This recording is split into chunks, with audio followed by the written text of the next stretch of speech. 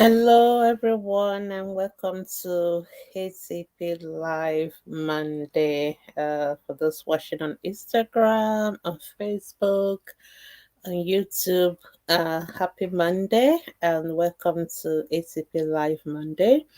Today is the 8th of July, 2024. ATP Live Monday is a program where you get to ask any questions that you may have about the health of your children, and we get to answer them in 1 hour. So, welcome everyone, and welcome to July. July is actually ATP anniversary month. Yeah, so it's our anniversary month, and so we're excited always at the month of July. So, ATP was founded 9 years ago on the 20th of July 2015. So this month we'll be celebrating our ninth anniversary, and I'm sure some of you have seen our flyers and all that. So welcome everyone. I'm just going to share um the videos and pin it, and then we can start. But please invite your friends, family, invite everyone to join us, and we can start. I hope you've had a beautiful day. All right, so welcome to ATP Live Monday. I'm going to take the first few minutes to just share the videos and make sure it's all in all our groups and is everywhere. Everybody can see us. Um,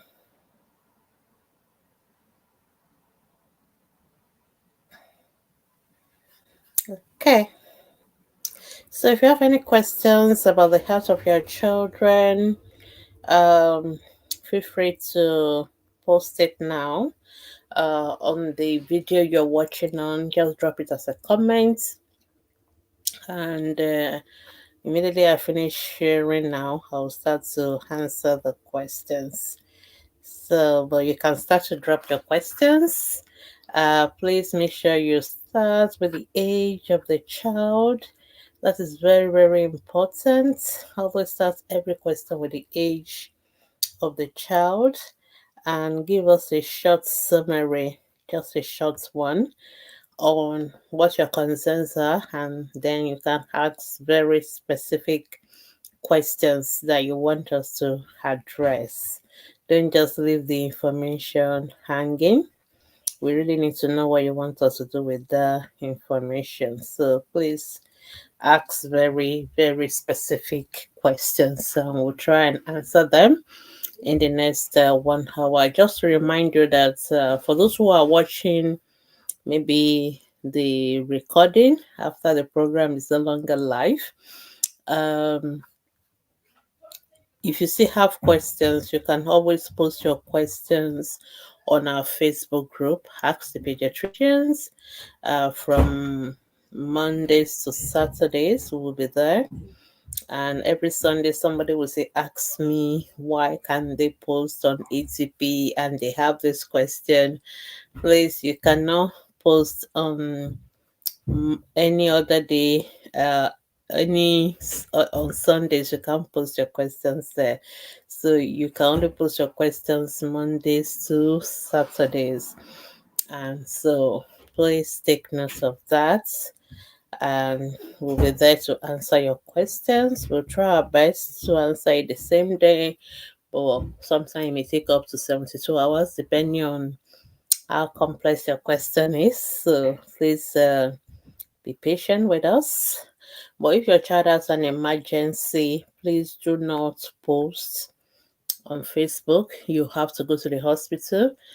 Some of us always amaze me, and our children have been sick for 1 week and 2 weeks and months and years, and we've done nothing about it, and we just feel like we can just come and post on Facebook.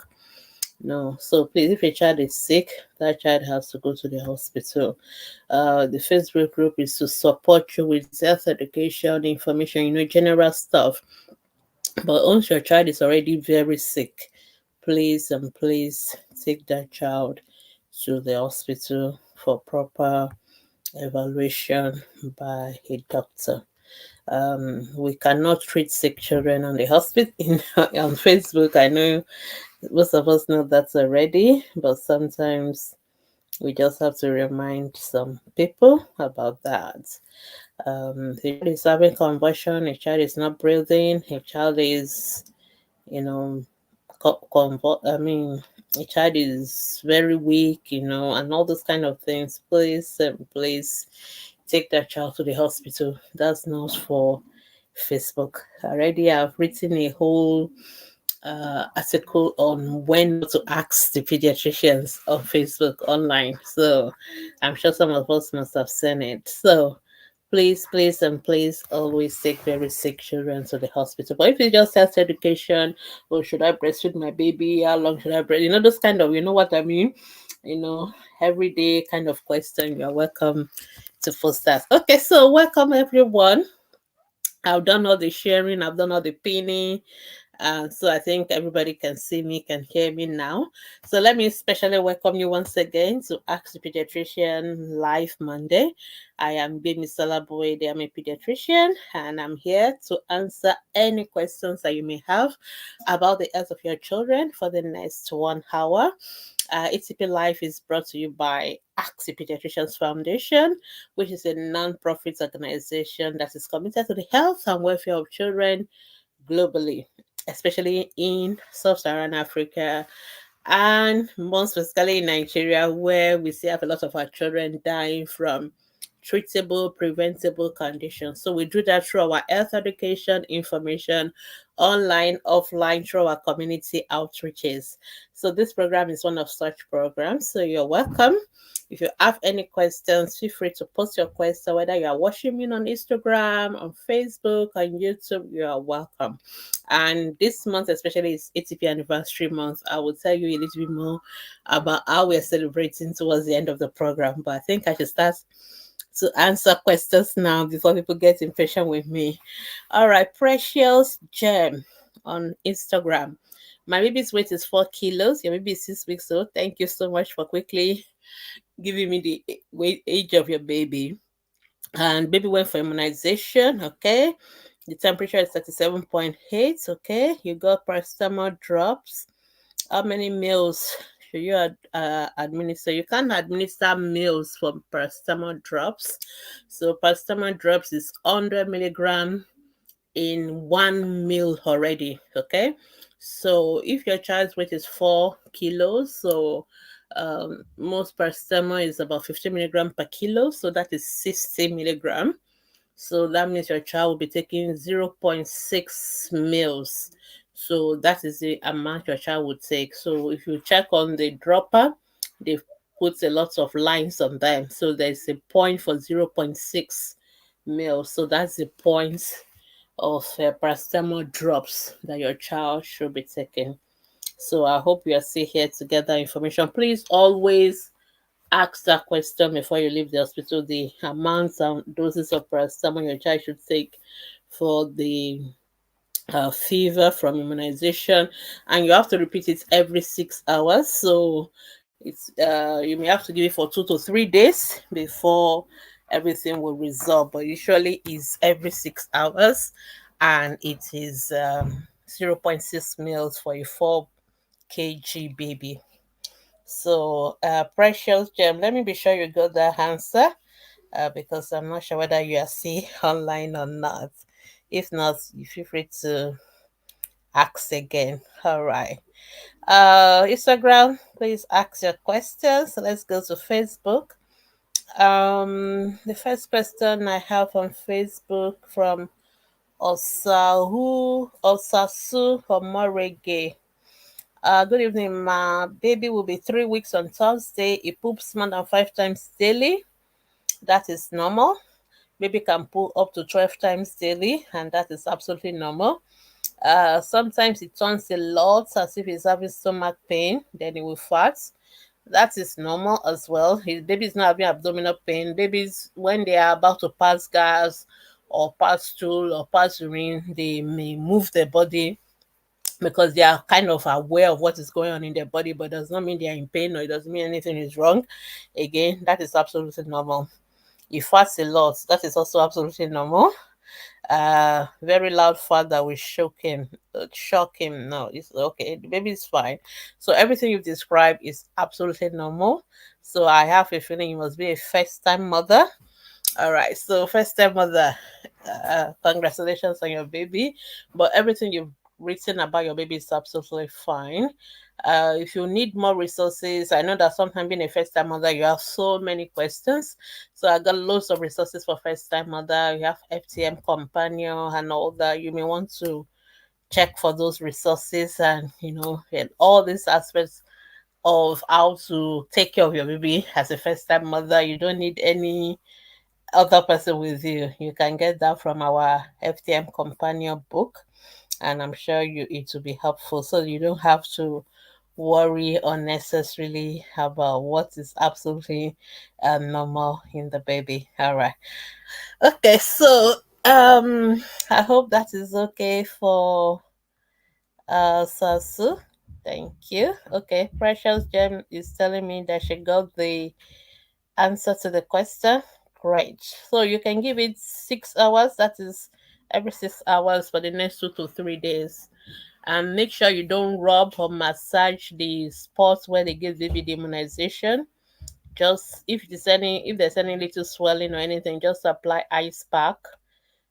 Just put a little bit of ice cube in a little bit of handkerchief and just apply it for a few seconds, remove it, apply it again. That's how you do it. Intermittent application, no rubbing, no massaging, no applying petrol, kerosene, toothpaste, all sort of nonsense people tell mothers to do. Don't do that. So just give the paracetamol, apply the ice pack, and everything should be fine. All right. Okay. I still have one question on Facebook. Owo Shani Zainab Hamamumi. Is it normal for a newborn baby to have big stomach? It depends on what you call big stomach. Okay, so I need to see the baby to know whether the stomach is big or not, and I cannot rely on your own explanation of your own description because I don't know what you mean by big stomach. So if you think the baby's tummy is big or you think it's looking different from maybe what should be normal, the right thing to do is to see a pediatrician, see one of my colleagues. A doctor has to examine that child. So then we can tell you whether this is a normal size tummy or whether there's something wrong. Okay. So it's difficult to answer your question by saying what is big, as if why should a big stomach be normal. There's what is a normal tummy for a baby. It doesn't mean it's big. There's what is normal. Then we need to know what we need to know is whether this baby's tummy is what is normal for the baby's age or not.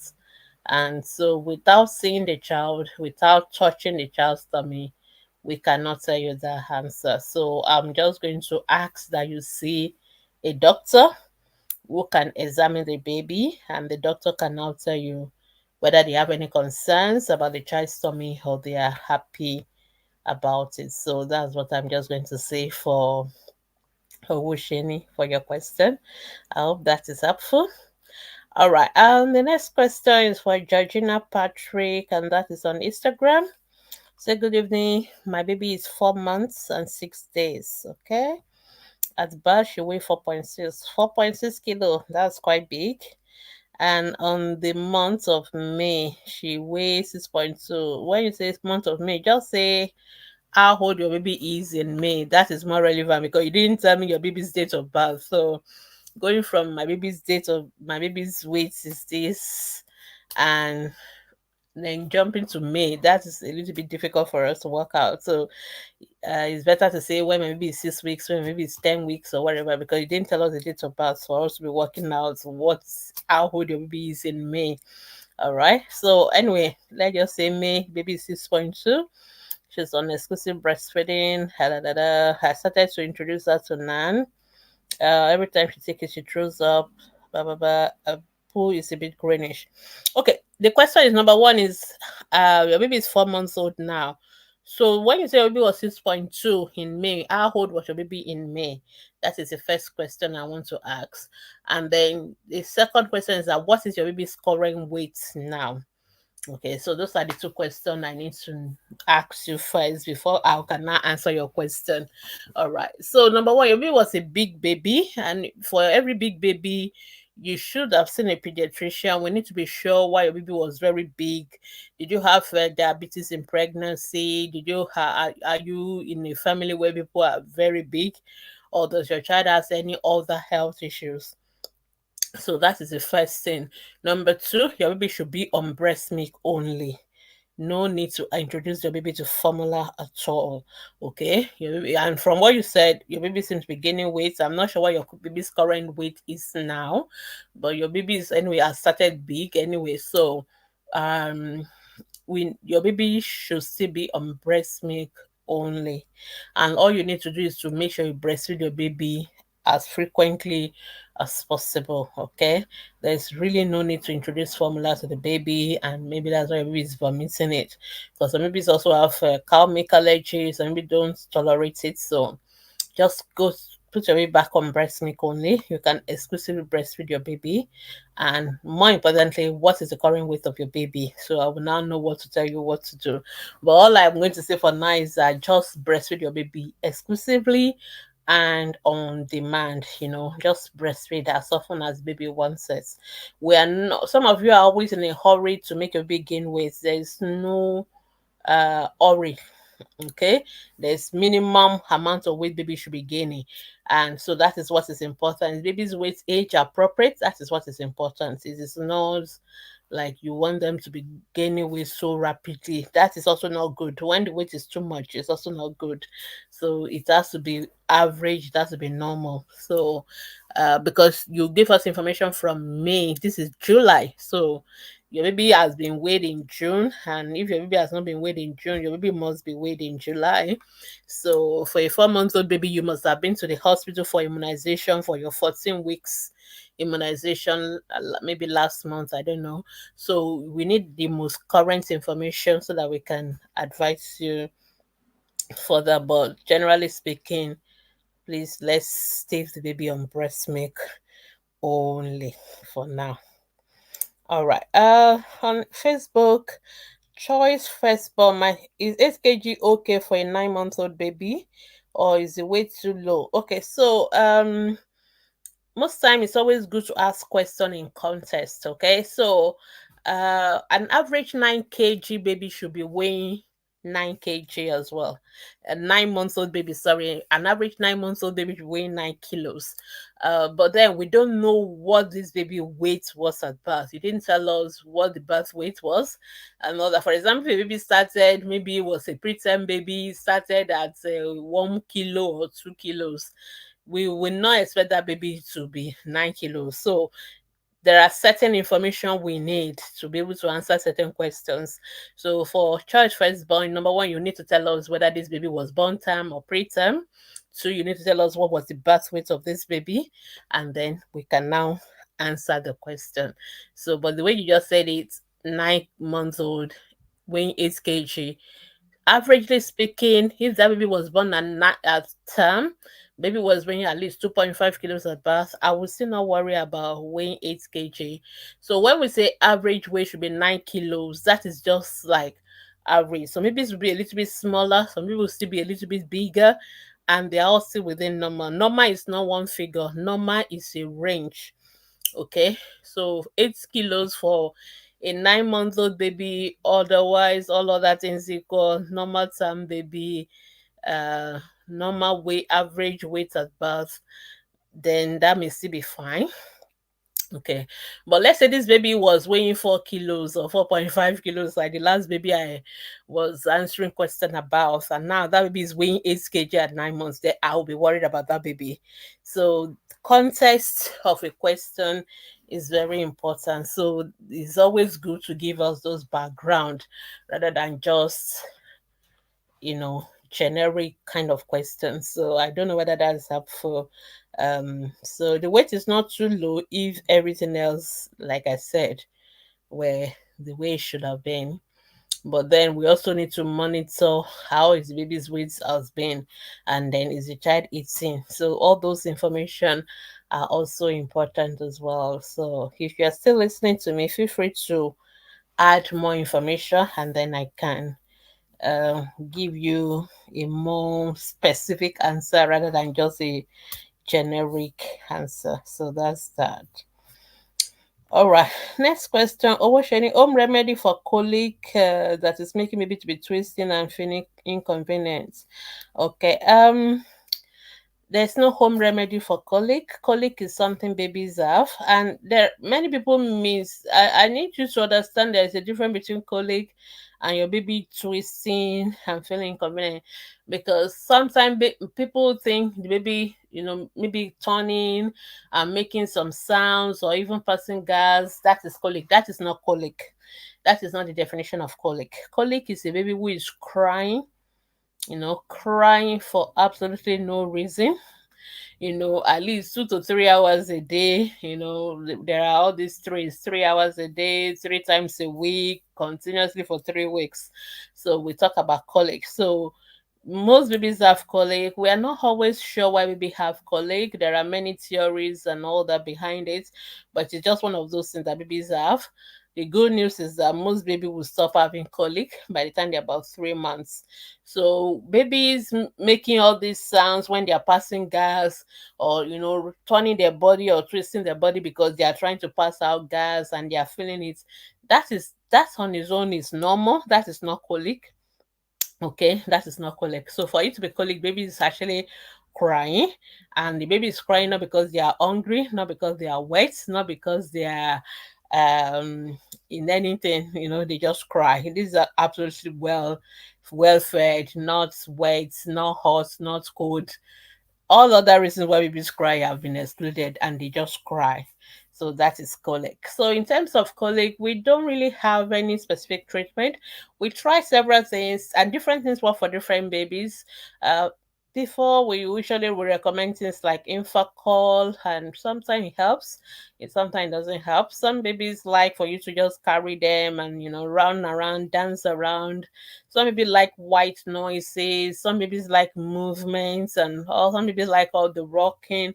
Whatever you can do to just help the baby to be calm, you can do it.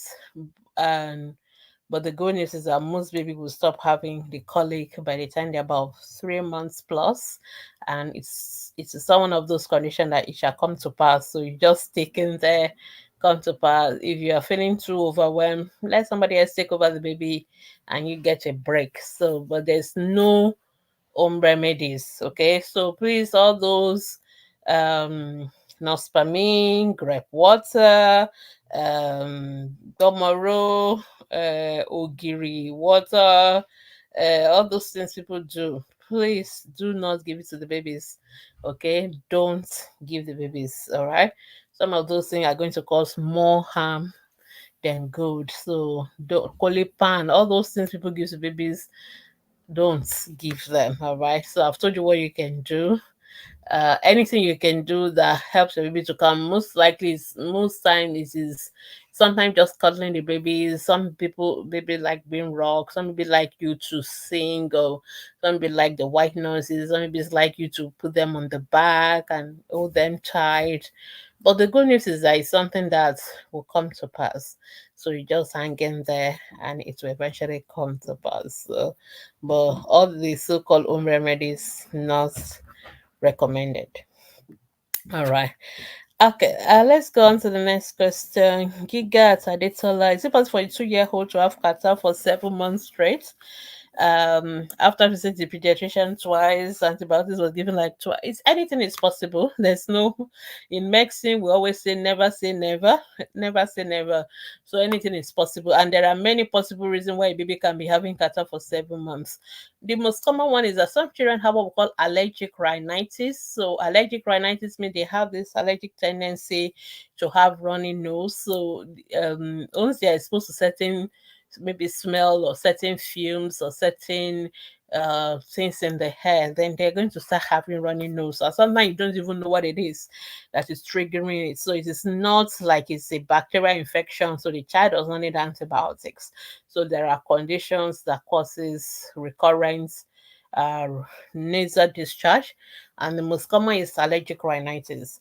Another thing that can cause a prolonged catarrh in babies, especially at this age in toddlers, is that sometimes they put foreign body, they put something up their nose and you don't know what is there, especially if the discharge from the nose is foul smelling. If it is greenish, yellow, foul smelling, it could be something, a foreign body in the nose. So we've had instances of people putting, just children putting a razor in their nose, of them putting beans in their nose or things like that. And sometimes their mothers don't know. And the only way is that this child will just keep having this discharge from the nose that is terribly foul smelling. So that is another possibility. So there are reasons why children can have catarrh going on for too long. So you really need to have that conversation, which is what I normally recommend. Most of us, when we go to our doctors, we're always more interested in what they're giving us. We're interested in drugs. Okay, I've seen the doctor, they gave me this. That is not the most important reason you should be to your doctor. Sometimes you can come to us and we give you absolutely nothing. The most important information you should be going for when you go to see your doctor is what is wrong, what is the diagnosis, what are you suspecting. Sometimes we don't always know, but you need to have the information of what is exactly what the doctor is thinking about. So because that is so important, because many people will say they've been to the doctors 3 times, 4 times, and the most important information which I will expect them to share with me, they don't always say it, and they always just say me they gave me antibiotics, they gave me this drug. And I'm like, if you have been to your doctor 2, 3 times, you should be asking what are you treating? What is the diagnosis? What is wrong? That is the most important thing, question you should always ask your doctors, not what they are going to give you, not what drugs they are going to write for you to buy. The most important information you want is what exactly is going on, what exactly is wrong. Because if you have been to your doctor twice, your baby is having runny nose, you should have had this conversation with that doctor. Why is my baby having runny nose second time, and all that? So that is the information. So that your doctor would have told you, oh, I think it's the allergic rhinitis. Oh, I think there's something. Because that information is what will determine what we need to do. And not just only what the doctor is going to give you, it's also what's going to determine whether you are still going to come back to the doctor or you're not going to come back. So that is very important for us to always hack. So it is not enough for us to just go and they write drugs for us and we just walk out. I know that some of you say, oh, the doctors don't have time, they don't want to hear. They do. And it's your responsibility, it's your right to ask this question, and it is the doctor's responsibility. It is our responsibility to answer those questions and to tell you what we're thinking. It's very, very important that you should have that conversation. So it's not just enough for you to be loading this child with antibiotics. I have a feeling that this child may not even need antibiotics. So a child who is having recurrent catarrh, having recurrent cough, you should be asking why, not what should I be giving. Most people always ask, what should I give, what should I give, and most people don't ask, why is my child having this issue in the first instance, and how can I prevent it. So which is what we are doing now. So I would recommend that you go back to your doctor, preferably see a pediatrician. Preferably they may want to refer you to the ENT doctors, depending on what the doctors are thinking. If they're thinking it's something allergic, they may want you to see a pediatrician that have interest in allergic conditions. If they think there's something obstruction, they may want you to see an ENT doctor. So that is most important thing. And if they think it's allergic, then you will start thinking, what are the things that trigger it? What are those things you're doing? Maybe some of you is just the perfume you're using in your house that you need to stop using. Maybe it's the spraying that you do, that you need to stop doing. So some basic things like that may just be all that you need to do, and the catarrh will be gone. So, which is why it's important to ask the why, not just the what to do, kind of a thing. So, I really need you to, I would recommend you see an ENT doctor, preferably, or if you are close to a teaching hospital, you can see any of the pediatrician that have expertise in allergy management.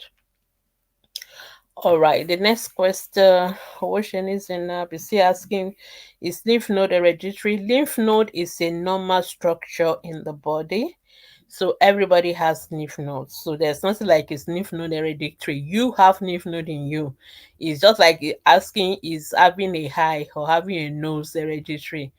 You don't ask those kind of questions. Everybody have nose, everybody has eyes. You also have lymph nodes. So lymph nodes are normal structures that everybody have in their body. You don't see them all the time, but they are there. But when there are certain situations, like if there is infection or certain medical conditions, they can get bigger, they can get painful, they can get warm to touch, and then you see it as a swelling showing up in the area. For example, it can show up in the neck. They are all over the body.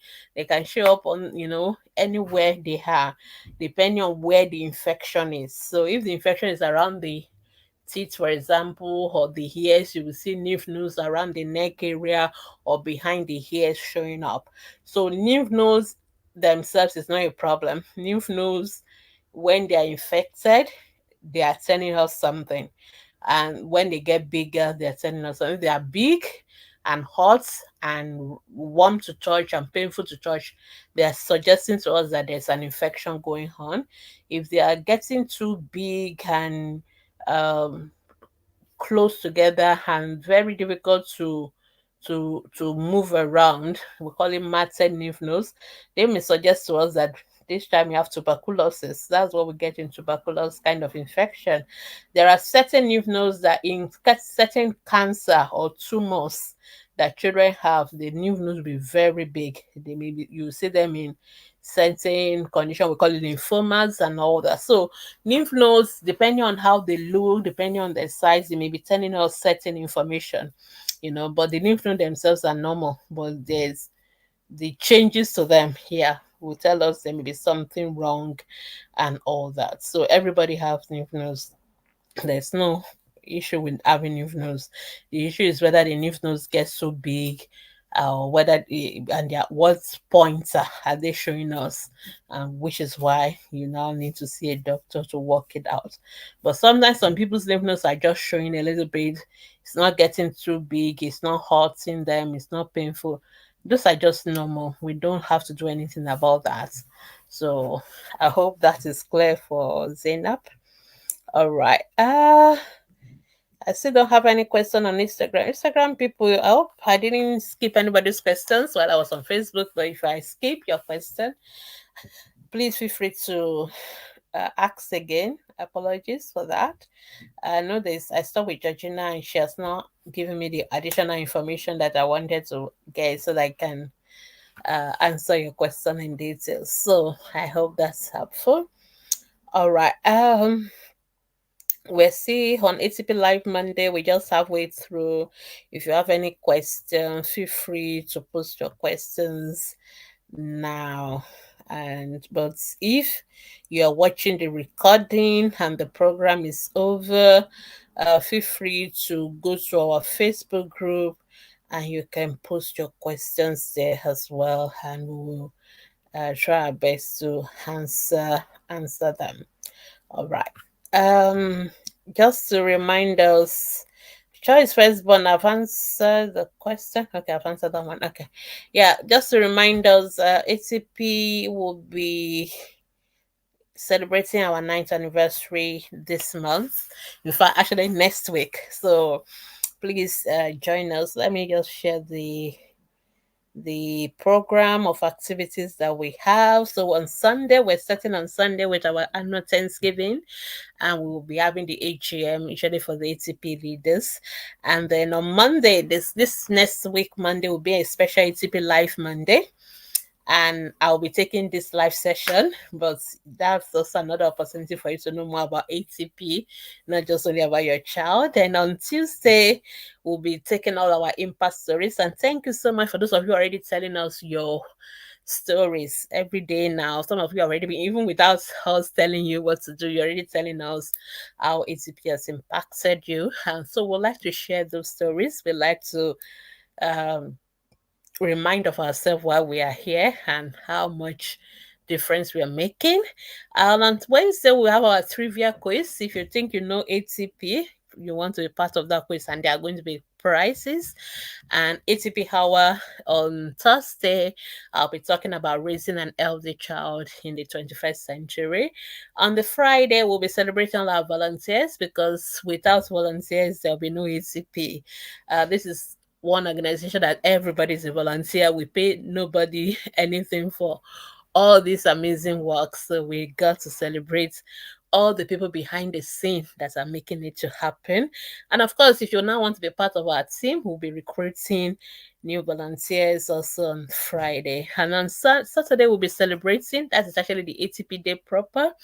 And we'll be having an award ceremony. And at the same time, a raffle draw, a prize draw actually. So if you want to be part of that prize draw, all you need to do is to support us by buying a ticket. Minimum is 1,000 naira, and then we enter you into the prize draw. And remember that all that money is going to support ATP outreaches, ATP programs. So it's just a way of doing our fundraising. And on Sunday, we'll be having our dinner and parties in all the various ATP chapters. So we look forward to you being part of our wonderful, wonderful anniversary. All right, so I will keep you guys updated more about the ACP anniversary. All right, I got a question on Instagram. Queen Born, good evening. My daughter is 4 months and 9 days, weigh 4.3 at birth. Okay, 30th of May. Queen Born, you've asked your question before, but you didn't answer the question I asked. So I asked you to tell us how old was your baby when your baby weighed 6.2 kg, and what is the current weight of your baby now? That's I've asked you that question. You have not answered it. I really need that information. And like I said, I recommend that you just exclusively breastfeed your baby. So going back to work is not an excuse not to breastfeed your baby, because there are things you can do. You can express your breast milk, and somebody, whoever is with the baby when you're at work, can breastfeed your baby for you, which is why we actually, ATP, we've been advocating for 6 months maternity leave for the mothers. We've petitioned the president and all the governors to make sure, and of course, we believe that if the government start, the private sectors will catch up, that all our mothers should have 6 months of maternity leave so that they can breastfeed the baby exclusively, and the mothers will also have peace of mind. The work, the lead, the managers will have peace of mind. So you can express your breast milk. You can take your baby to a crèche close to your work, where you can, some workplaces actually have crèches, so you can go in and breastfeed your baby during break time. So it just for 6 months. You already done 4 months, so the remaining 2 months you can do it. And once you do that, then from 6 months you can now start giving your baby complementary feeds. So that is what we recommend for you. We always recommend what is best. I know a lot of mothers, I know you have a lot of reasons why you cannot do it, but it is our responsibility to tell you what is the best thing to do first. And if you now say you don't want to, of course, exclusive breastfeed your baby, you are welcome to use formula. But you just know that there are risks that are attached to it as well. And this is why you're already telling your babies having greenish stool, babies are prone to diarrhea through bottle feeding and all that. We just want you to avoid all those drama by making sure you breastfeed your baby. Your baby should have gone for 14 weeks immunization. So your baby should have been weighed at 14 weeks. So what was the weight of your baby at 14 weeks? So you can't say you don't know the current weight. At least tell us the weight at 14 weeks, so we have an idea of what the latest weight is, and we can use that to guide you. But I believe we've answered your question. So yeah, that's the best we can recommend. Okay, got another question on Facebook. Owosheni again. I think Owosheni is on the roll today. Do we need to be worried about a girl of 2 and you have that always have serious urge? What do you mean by serious urge to urinate? That's expression is not very clear to me. Okay. She sometimes urinates in her panties in which she was being trained and doesn't do that before. I don't see a child urinating in her panties meaning strong urge. That is perfectly normal for a 2.5 year old who is not yet fully potty trained. Just mean the child is not yet potty trained. So just potty train the child properly. So I'll tell you what we are worried about. If your child is going to pee several times, this child has gone to pee in another 30 minutes, wants to go and pee again. In a 1 hour, the child has gone to pee 5 times. That is what we call frequency. That will worry us, okay? Or a child who is always rushing as if the urine is burning her, and she's telling you, as if she's having pain when she's passing urine and all that. Those are the kind of things that worry us about urine. But the fact that a child pee in her pants at 2.5 years old is definitely not something anybody is going to worry about. So, if you have gone to put the child in a school or a nursery and they are so scared to tell the teacher they want to go to pee and they just, rather do it on themselves. So, that is an accident which is still completely acceptable for this age group. So you need to tell us, is the child having frequency of urine, or is the child having urgency, or is the child having pain on passing urine, crying when passing urine? Those are the things that worry us, that would suggest the child may have urinary tract infection. And that is for those child, for that kind of scenario, you have to take the child to the hospital so that they can do urine tests and confirm if there's an infection. And if there's an infection, then they can treat it. So I don't know whether that is up for. All right. She weighs 6.2 kg in May. Yeah, and the next immunization is 6 months. So if okay, I don't know why you find it difficult to tell us how old was your baby in May. Why don't you find it so difficult to answer that question? I've answered that question like 3 or 4 times.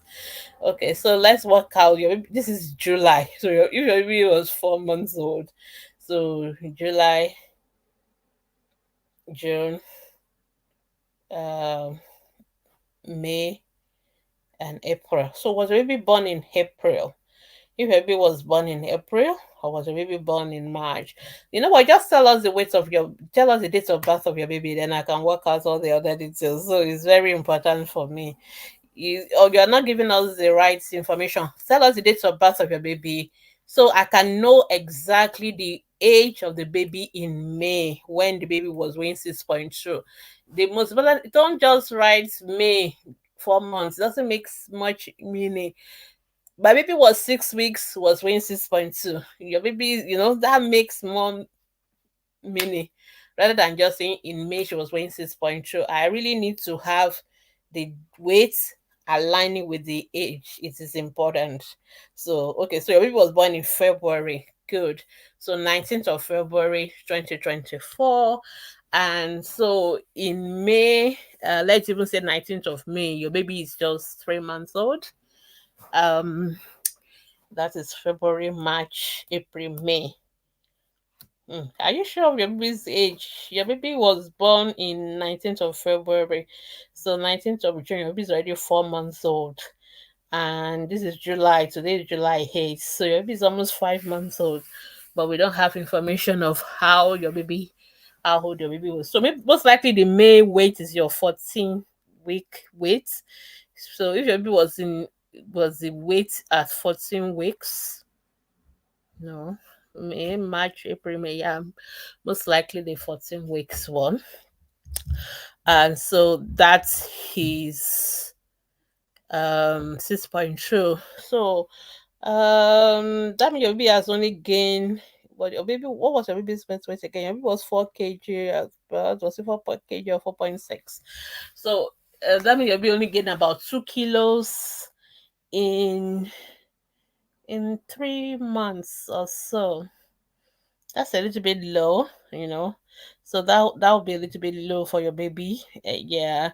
So your baby was 4.3, and so at now getting to 6.2. So your baby is just about, yeah, he just gained about 2 kilos. Really, it's even not entirely up to 2 kilos in 3 months. That is really not bad. It's not as expected. We expect your baby to gain an average about 900 grams every month, so that should be about at least 2.7 kilos in 3 months. So it's a little bit behind. So it means is that you need to really increase the amount of food your baby is getting. But I think what is more important now, because May is a long time ago, this is July. So we really need to know what is your current weight of your baby. I think you should go to the hospital or the health center, wherever you normally use. Just go and weigh the baby. You don't need to go for immunization to go and weigh your baby. You need to weigh the baby, because especially now that you're having difficulties with feeding, your formula feeding, you need to know what is the current weight of the baby is, so that we can now take it up from there. Okay. So, but like I said, my advice is still the same. Like, you really need to um what we recommend is that you exclusive breastfeed your baby, you know, and then you can, if you're struggling with that, you're welcome to do formula feeding, but you have to put in a lot of effort, in making sure you're doing it right. That's my own advice as well. But I strongly recommend that you should go and weigh your baby first, and then get advice further about the baby. Okay. All right. I think that is that for Queen Born. Um. Okay. Somebody is giving us happy anniversary. Thank you. Okay. What's saying? Okay. So you're saying your baby has a frequency of urine. So you have to go to the hospital. So she needs to go to the hospital for tests. They need to rule out urinary tract infection. If she has urinary tract infection, which is we don't really like for them to have at this age, but at least it can be treated with antibiotics. So you have to go to the hospital. They need to take urine from the baby, and they have to take it the right way. And after that, treat the child with know the particular germ, bacteria that is causing the infection, and treat it appropriately. Okay, Ola Yinka saying, can wait make baby of 8 months and 2 weeks not bear weight on it? Like, can wait. I don't know what you mean by can wait. Are you saying that maybe if the baby is too big, that's why the child doesn't want to stand? But then you first tell us the weight of the baby before we can even know whether the baby's weight is any anyway. But that is really not a reason. Some babies are not ready to stand. There's nothing wrong with that. Baby is 8 months old. So some babies are not yet ready to be able to stand on their legs. So there's nothing wrong with that. We will be worried if baby is 10 months, 1 year old, and not able to stand. But before that, maybe the baby is just not ready. But it has nothing to do with the weight of the baby. Of course, I understand what you're saying, that some babies, when they are too big, they feel like they can't carry themselves, it may slow down their walking and all that. It's possible, but then they must really be very heavy, But that's why you need to tell us the weight, and not just ask the question as a generic kind of question. All right, I think I don't have any question on Instagram. So Olayinka, if you know the weight of the baby, let us know. But what I normally recommend, that if the child is not ready, there's no need to force the baby um to stand. So maybe are just not ready, and that's absolutely fine.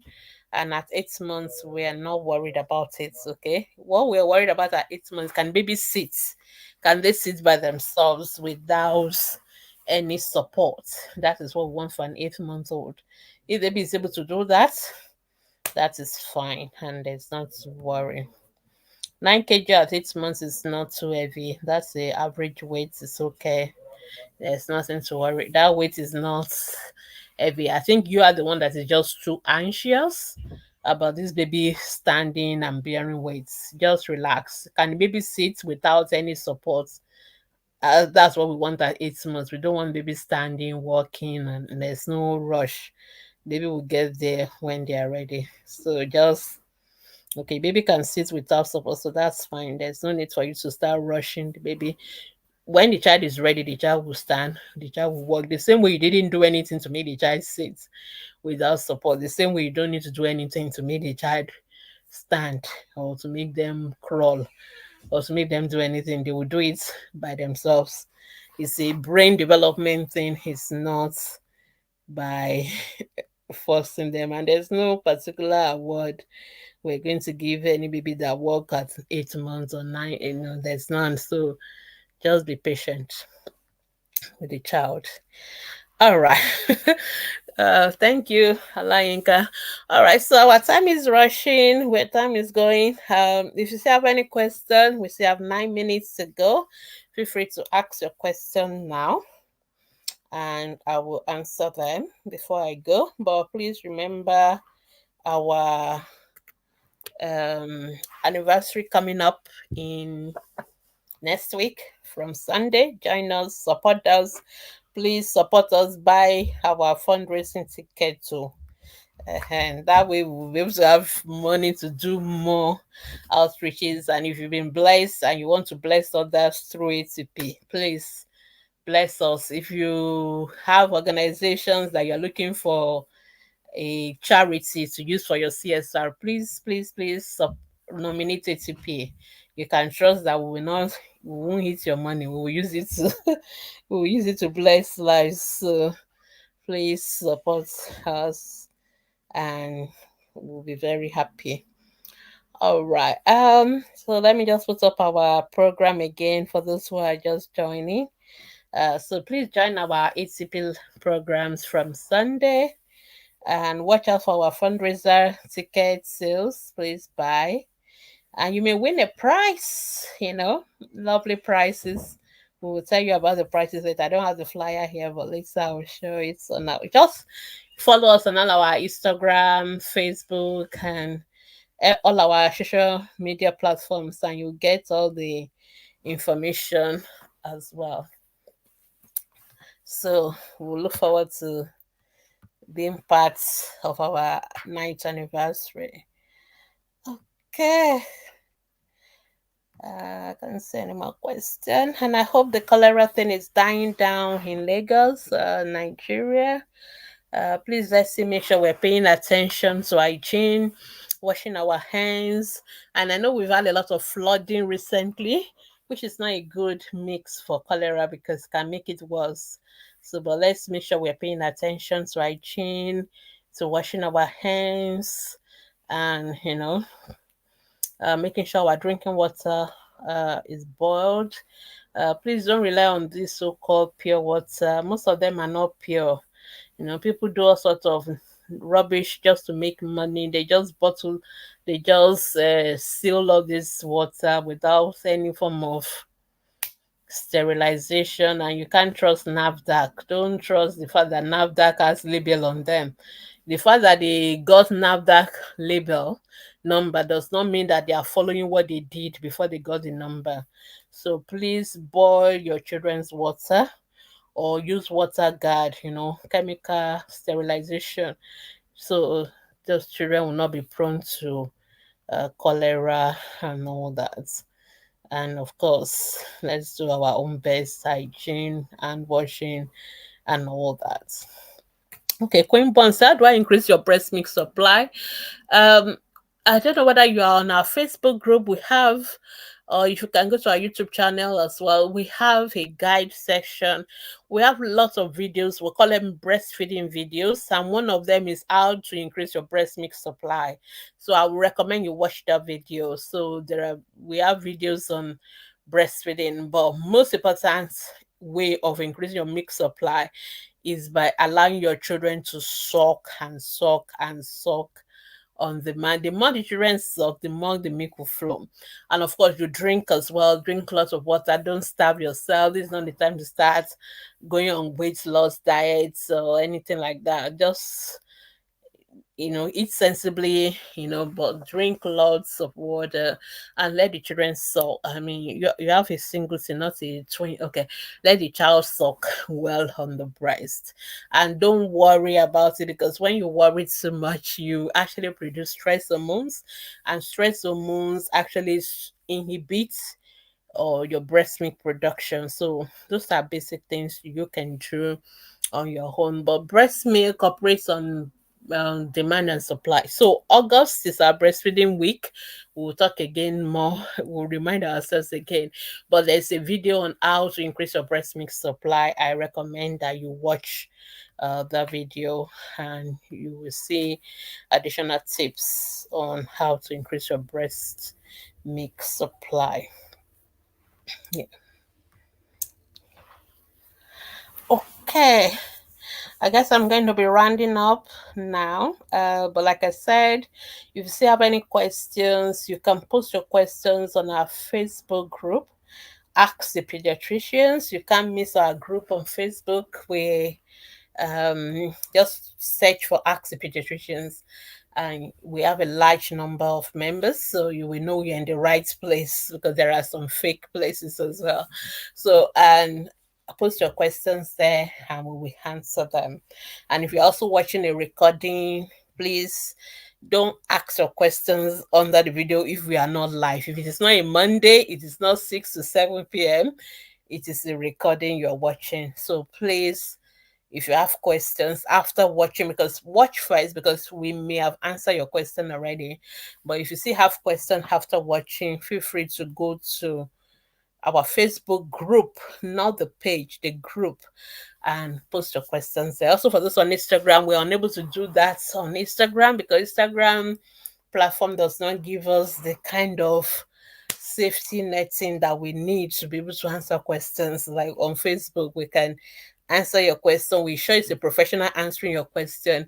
We will close our comments so that people will not just come and drop fake comments as well. So, but we don't have that on Instagram. So we don't do Instagram question and answer. So you have to go to Facebook to be able to post your questions and we can answer it from there. So apologies to Instagram people. And some of you come to our DM. Unfortunately, our DM is not always manned by a doctor. So we have our non-medical social media managers. So they can't do your Q&A on Instagram for you. So you, unfortunately, you have to go to Facebook, because Facebook has way for us to moderate, to approve your question when we are ready, and we answer it and we close it.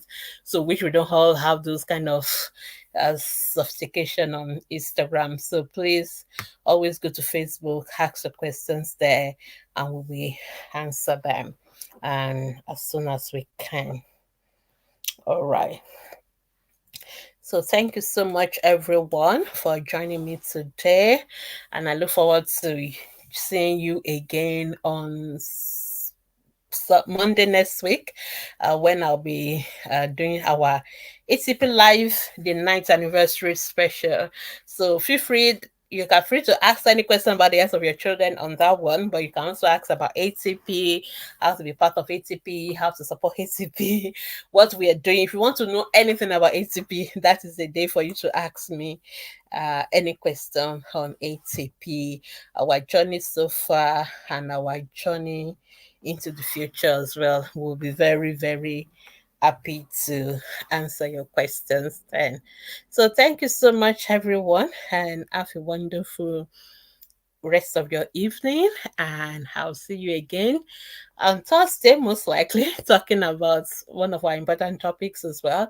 But otherwise, I will see you on Monday next week, and it's going to be our anniversary special. Thank you. Have a wonderful evening. And I'm just going to put our flyer to remind you of our program coming up. Thank you so much, everyone.